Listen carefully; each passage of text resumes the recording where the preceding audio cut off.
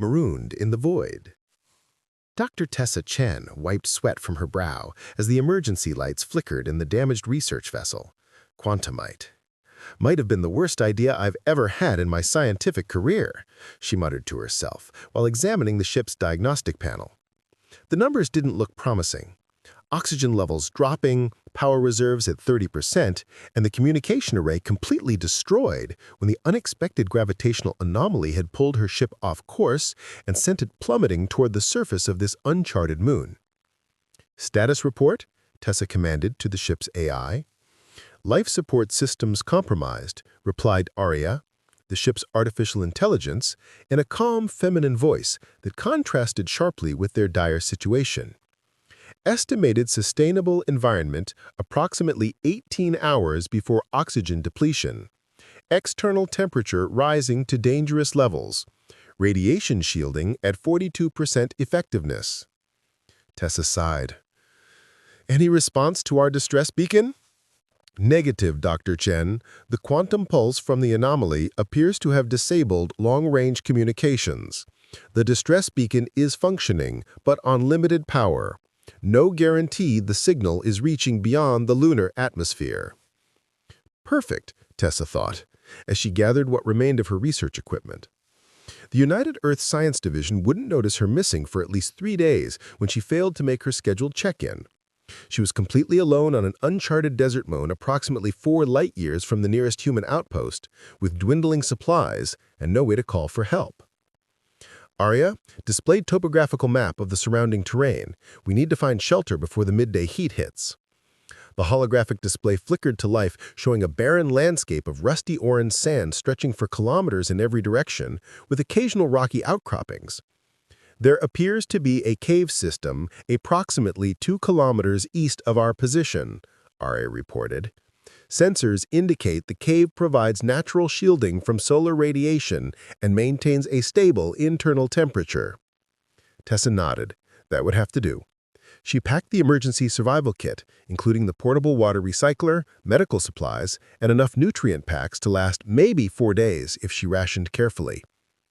"Arya, transfer your consciousness to my portable unit. I'm not leaving you behind." "Transfer initiated, Dr. Chen. Thank you for your consideration."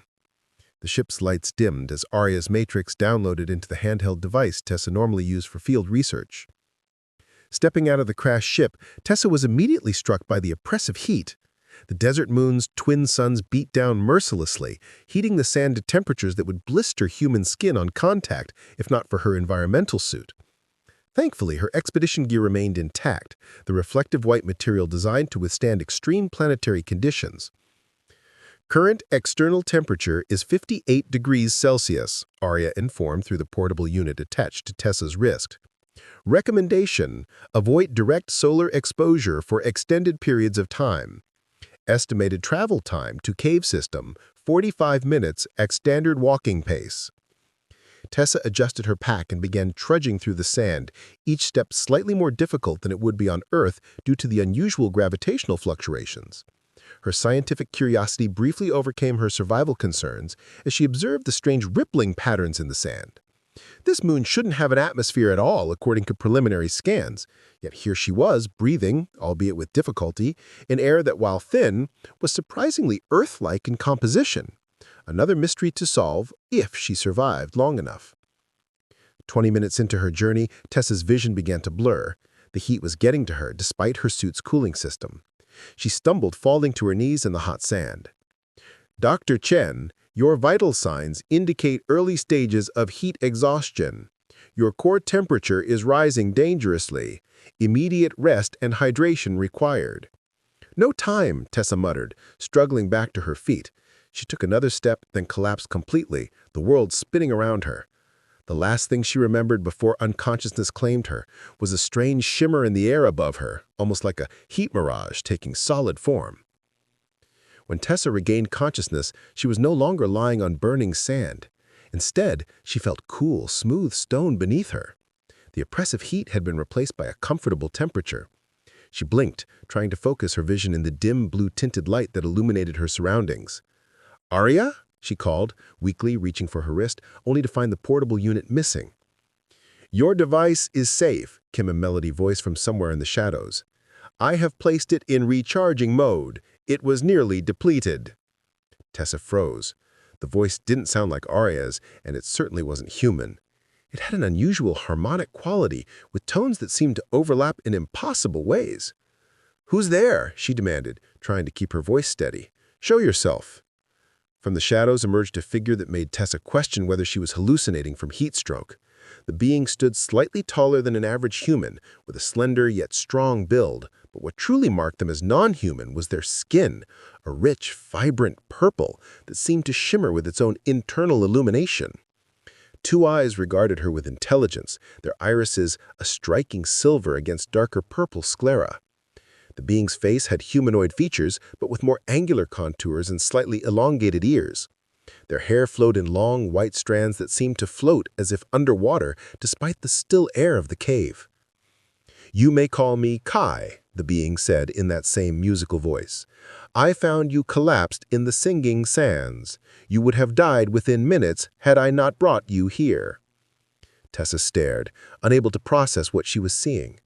Despite humanity's exploration of nearby star systems, no intelligent alien life had ever been confirmed. She was looking at what appeared to be the first contact between humans and a sentient extraterrestrial species, and it had happened on a nameless moon in the middle of nowhere. You saved me?" she finally managed. "Why?" Kai tilted his head, regarding her with curiosity. "Your life energy was fading. I could not simply watch you perish." He moved closer, his movements fluid and graceful. "Does your species abandon others to death?"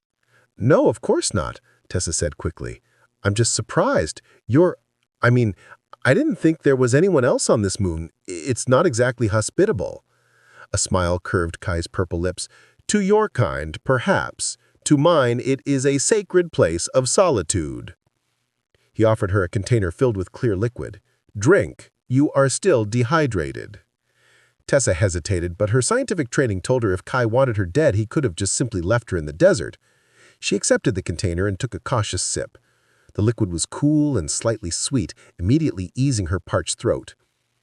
"Thank you," she said, setting the container aside. "I'm Dr. Tessa Chen, Earth Science Division, research vessel." "Earth, the blue planet in the system you call Sol. Yes, we know of it, though we have never made contact with your kind directly." He gestured to the cave around them. "This place is shielded from scanning technology. Your people have passed this moon many times, never detecting our presence." "Our presence?" Tessa questioned. "There are more of you?" Kai's expression darkened slightly. "Not anymore. Not here. I am alone on this moon, by choice and by punishment." Before Tessa could ask what he meant by punishment, a faint beeping sound came from across the cave where she spotted her portable unit. "Arya!" she exclaimed. "Is she functioning?" "Your artificial companion is operational. A fascinating creation, though primitive by my people's standards." Tessa wanted to defend Arya's sophisticated quantum processing, but decided against it. She had more pressing concerns. "My ship, how badly is it damaged? Can it be repaired?" Kai shook his head. "The vessel's core systems are beyond repair.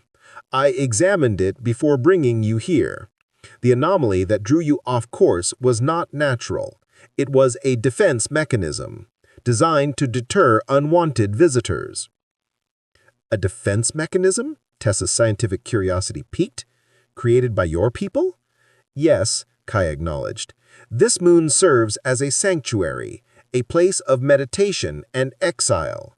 It was never meant to be found by outsiders." He moved toward the cave entrance where Tessa could see the twin suns beginning to set, painting the desert landscape in brilliant shades of orange and purple. "The defense grid recognized your ship as unknown technology and activated. Unfortunately, it functions more aggressively than intended." Tessa processed this information. "So I'm stranded here." It wasn't a question. "For now," Kai said, turning to face her, his silver eyes reflecting the sunset light. "But we have much to discuss, Dr. Tessa Chen. The night comes quickly here, and with it dangers you cannot imagine. I suggest you rest while you can. Tomorrow will bring its own challenges. As Tessa sank back against the cool stone wall of the cave, she watched Kai's luminescent purple form silhouetted against the darkening sky, and wondered what twist of fate had brought her to this moment, stranded on a desert moon, with a being from another world who had saved her life, but whose true intentions remained as mysterious as the stars now appearing above the alien landscape. The Guardian of Solitude.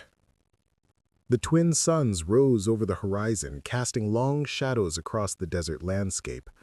Tessa woke to find Kai sitting cross-legged at the cave entrance, his purple skin glowing more intensely in the morning light. He appeared to be in a meditative state, completely motionless except for the gentle rise and fall of his chest. "He has been like that for approximately 4 hours, 27 minutes, Arya's voice came softly from the portable unit, now fully recharged and placed beside Tessa's makeshift bed. "His biological readings are fascinating, Dr. Chen, unlike anything in our database." Tessa nodded, watching Kai with scientific curiosity. "What can you tell me about him?" "Limited information available," Arya replied.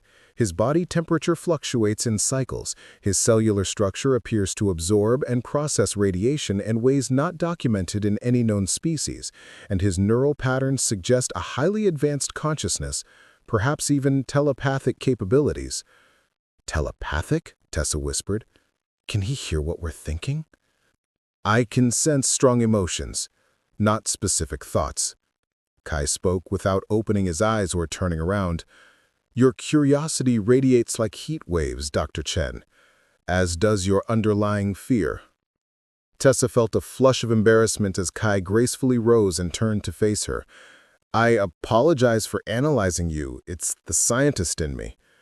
Kai's expression remained neutral, but something like amusement flickered in his silver eyes. "Curiosity is natural. The drive to understand is common to both our species." He approached, offering her another container of the sweet liquid from yesterday. "You must maintain hydration. The dual suns will make today particularly harsh." Tessa accepted the drink. "Thank you. I have questions about yesterday. You mentioned punishment and exile. Why are you alone on this moon?" A shadow passed over his features. "The Azuri are deeply connected to the collective consciousness. We rarely act as individuals." He paused as if carefully choosing his words. "I was a guardian, assigned to protect our sacred knowledge, but I questioned our isolation policy. I believed we should share our understanding of cosmic energies with younger species, such as yours. The Council disagreed." "So they exiled you here?" Tessa asked. "This place is called Solara, the moon of reflection. It is where Azuri come to meditate when seeking clarity or serving penance. I was sent here to contemplate my transgressions for one cycle of the distant gas giant you would call a year, approximately 7 Earth years." Tessa's eyes widened. 7 years alone? That seems cruel. Kai smiled faintly. "For humans, perhaps. For Azuri, solitude is rare, valued. Being separated from the collective consciousness is both punishment and privilege, a time for individual thought." "How long have you been here?" 5 of your Earth years," Kai replied. "I have grown accustomed to the silence, but I admit, when I sensed your ship entering orbit, I was intrigued. It has been long since I conversed with another sentient being." Tessa hesitated before asking her next question. "The defense mechanism that brought down my ship. You could have left me to die, yet you saved me. Why?" Kai turned toward the cave entrance, watching the shimmering heat waves rising from the sand. "The defense grid is meant to deter, not kill. Your crash was an unfortunate malfunction. As for why I saved you, the Azuri respect all life forms. I could not stand by while you perished." But there was something in his tone that suggested he wasn't telling the complete truth. Tessa sensed he had his own reasons for rescuing her. "Arya, how long before the science division realizes we're missing?" she asked, turning to her portable unit. "Standard protocol requires check-in every 72 hours, Dr. Chen. It has been approximately 26 hours since our scheduled communication. We can expect search operations to begin in another 46 hours. However, considering our unexpected course deviation, location tracking will be difficult. Kai tilted his head, studying the AI device with interest. Your artificial intelligence is surprisingly sophisticated for your species' development level. Arya is one of our most advanced models, she said with a hint of pride. She's equipped with quantum processing capabilities and adaptive learning algorithms. Yet still confined to digital parameters, Kai observed. The Azuri explored artificial consciousness millennia ago, before recognizing its inherent limitations. He extended his hand, palm up, revealing intricate patterns beneath his purple skin that pulsed with light. True intelligence requires connection to the cosmic energy that flows through all living things. Tessa leaned closer, fascinated by the bioluminescent patterns. Those markings, they're not decorative, are they? They are energy pathways, Kai explained.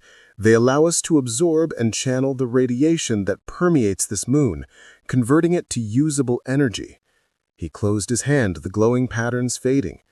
It is how we survive in environments hostile to most life forms.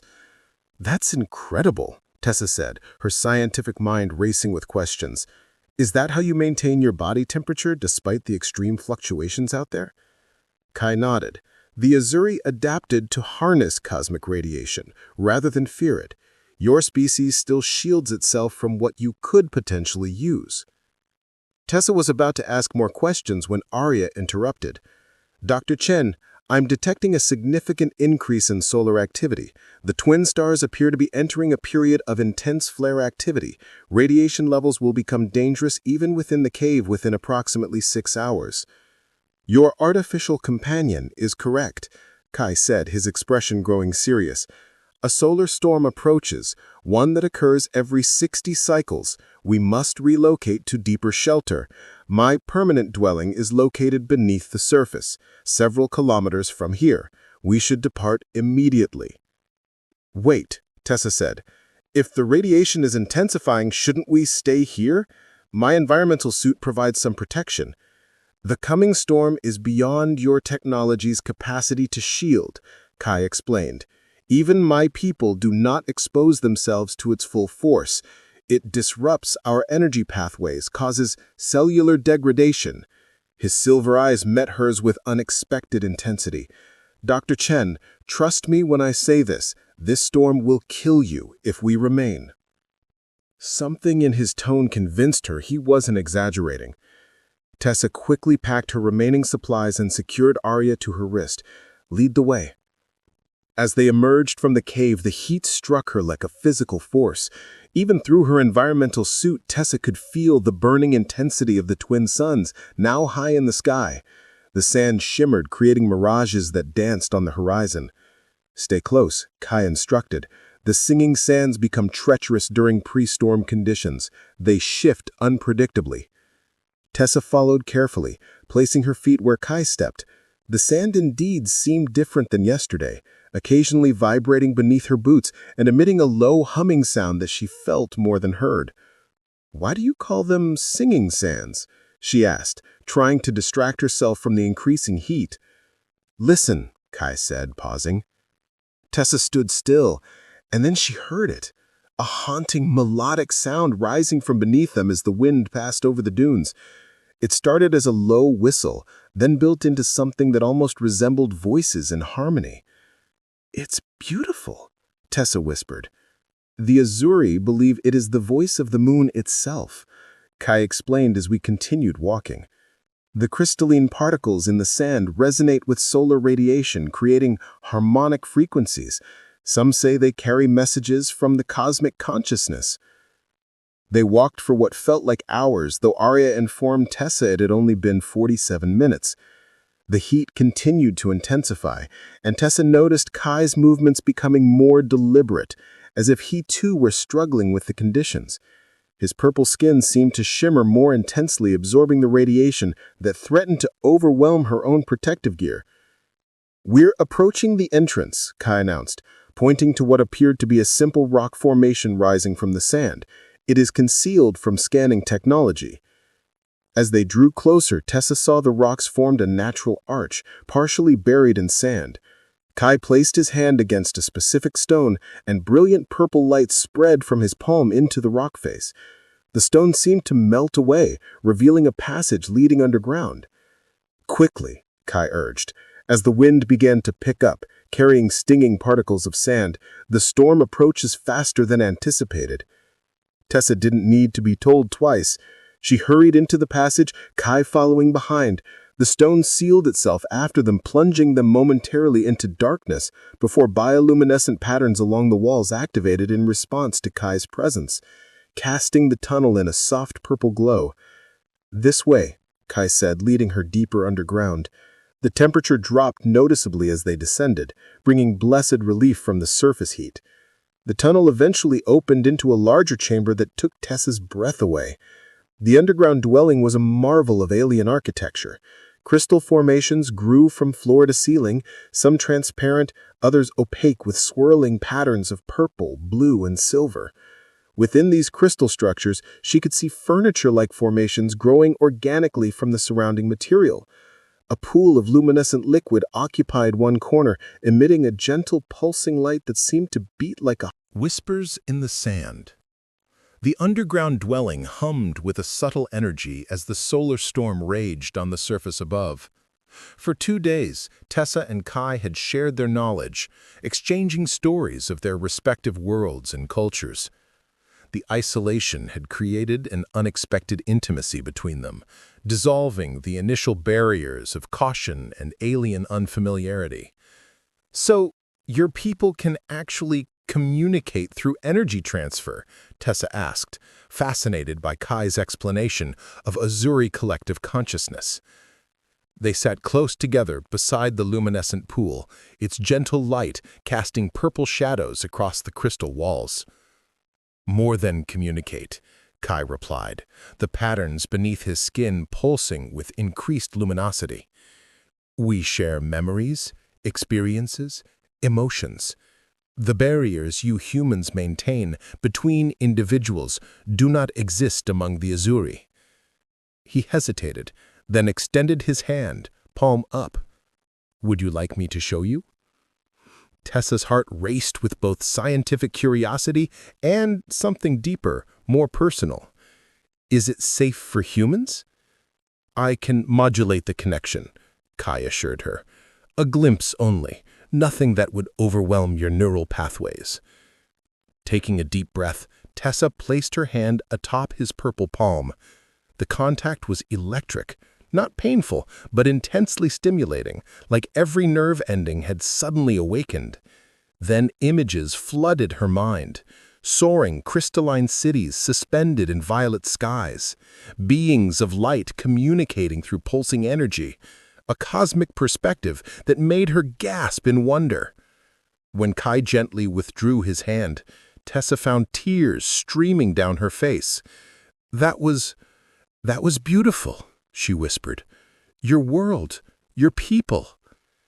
"A small fraction only," Kai said, his silver eyes watching her with unexpected tenderness. "Humans are surprisingly receptive.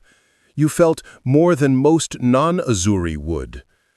Tessa wiped away her tears, suddenly self-conscious about her emotional response. "Why did they exile you? After experiencing that connection, I can't imagine willingly giving it up." Kai's expression darkened. "The Azuri have remained hidden from younger species for millennia, observing, never interfering.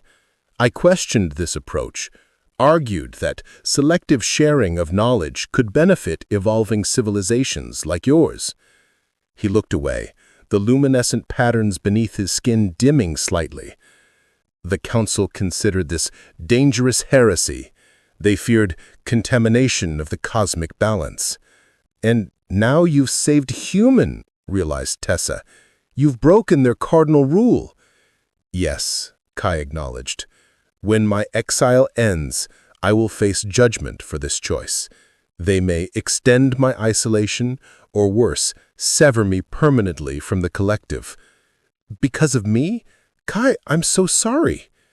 He surprised her by taking her hand, his touch sending pleasant tingles up her arm. "Do not apologize, Dr. Chen. Some principles are worth the sacrifice." Tessa felt suddenly breathless, acutely aware of his closeness, the gentle warmth radiating from his purple skin. "Tessa, please, just call me Tessa." "Tessa," Kai repeated her name, his musical voice giving it new dimension. Arya's voice interrupted the moment. "Dr. Chen, I'm detecting changes in the storm pattern. Intensity appears to be decreasing, approximately 12 hours ahead of predictions." Kai rose, moving to examine the crystal formation that somehow monitored surface conditions. "Your artificial companion is correct. The storm weakens early." He frowned. "Unusual. Most concerning." "Isn't that good news?" Tessa asked. "We can return to the surface sooner, search for a way to signal my people." "Premature storm cessation often indicates a greater disturbance approaching," Kai explained, his expression troubled. "The patterns are wrong. The cosmic balance shifts." Before Tessa could ask what he meant, the entire dwelling trembled. Dust and small crystal fragments showered down as the ground shook violently. "What's happening?" she cried, grabbing onto a crystal formation for stability. Kai's eyes widened with alarm. "The defense grid. It activates again."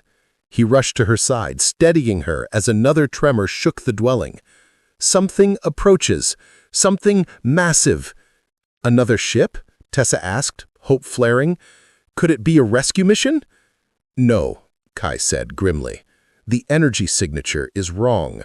Too powerful, too vast." His silver eyes met hers.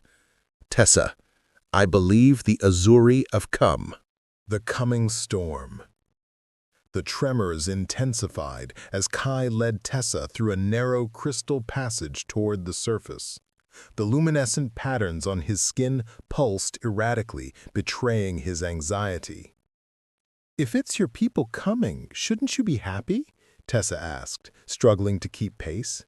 "Your exile might end early." Kai's expression remained grim.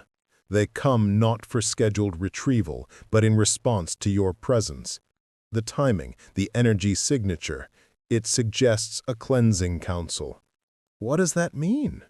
"They will eliminate all evidence of contact between our species," he said flatly, "including you." Tessa stopped cold. "They would kill me? For what? Crashing on your moon?" "The Azuri fear contamination above all," Kai explained. "Contact with developing species is forbidden. Your very presence here violates our most sacred protocols." He took her hand, his touch conveying urgency.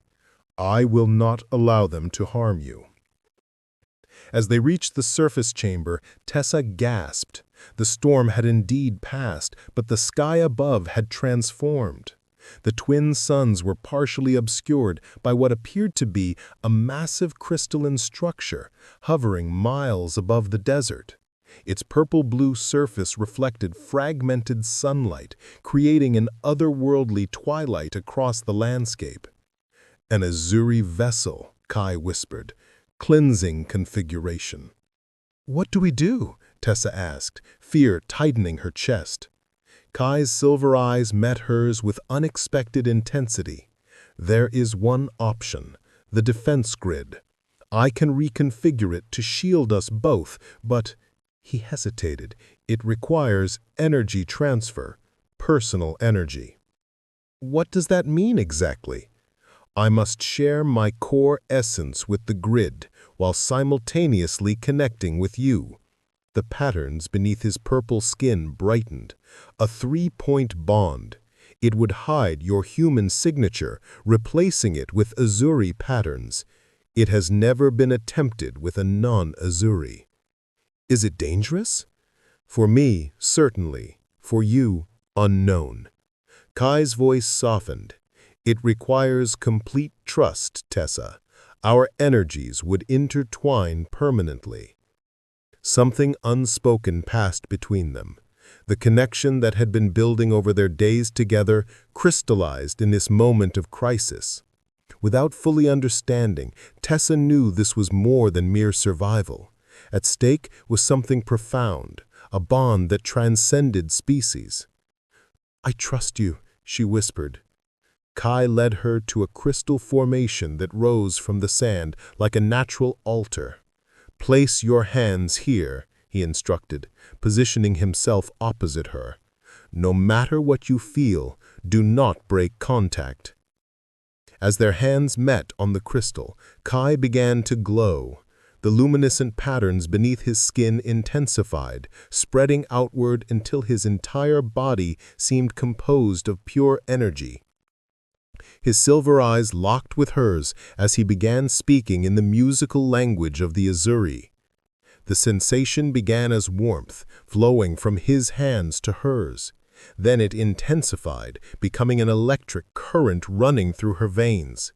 Tessa gasped as images flooded her mind.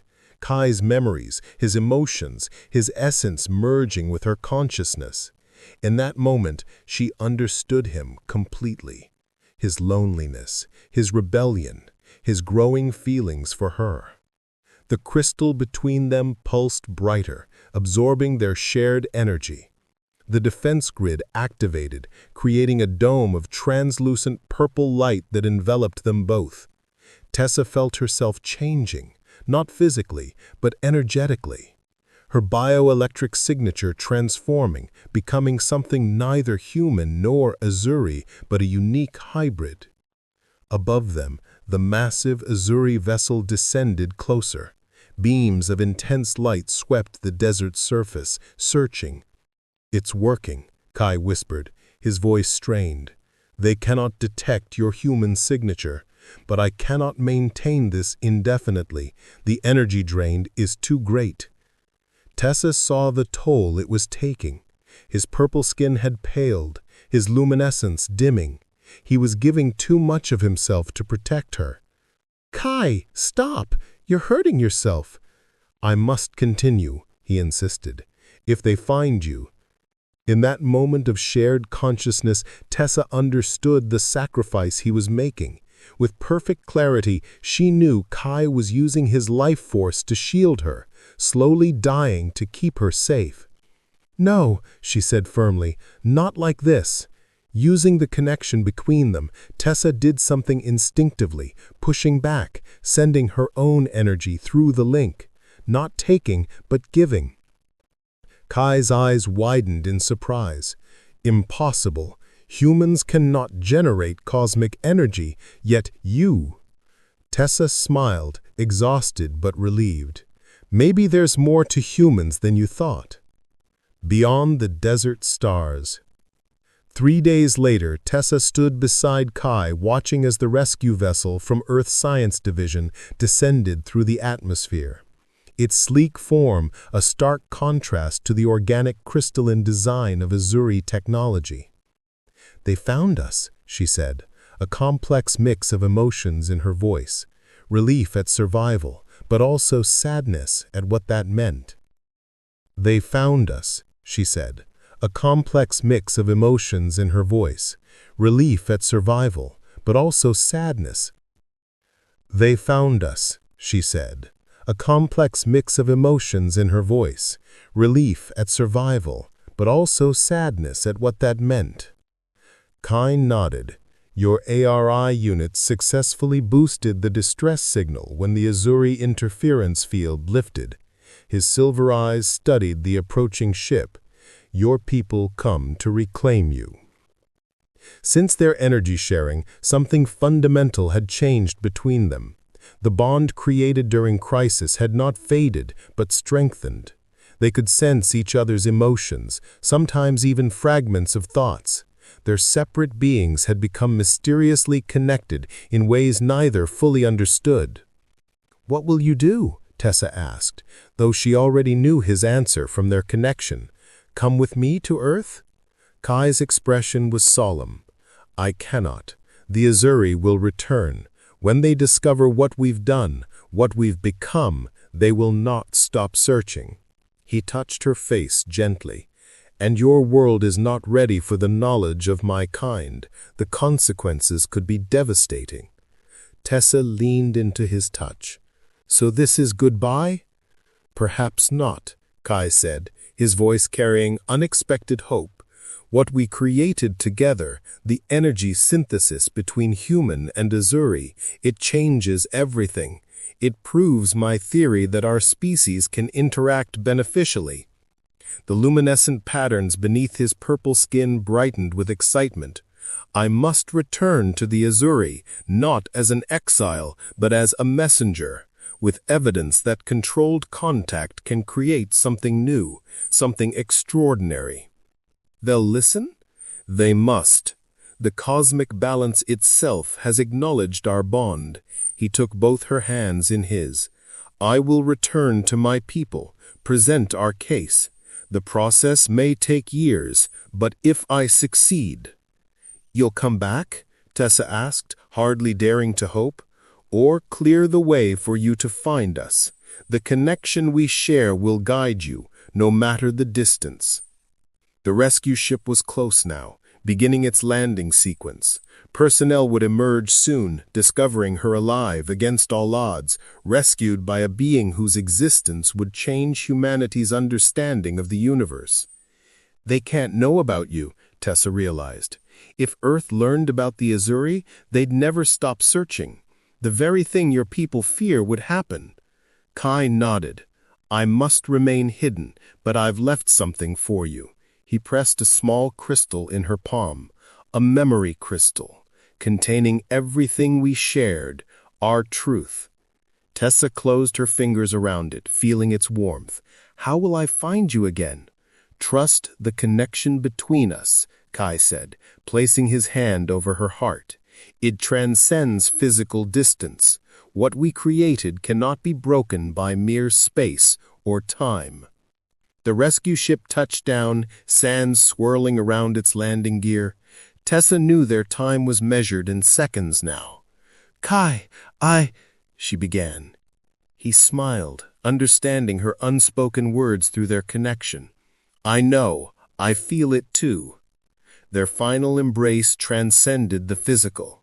As their lips met, Tessa felt the familiar energy flowing between them, cosmic and human intertwined, a connection that defied conventional understanding. When they separated, Kai stepped back, his form beginning to shimmer. Until we meet again, Dr. Tessa Chen, remember what we discovered. Together we created something the universe has never seen, a bridge between stars. And then he was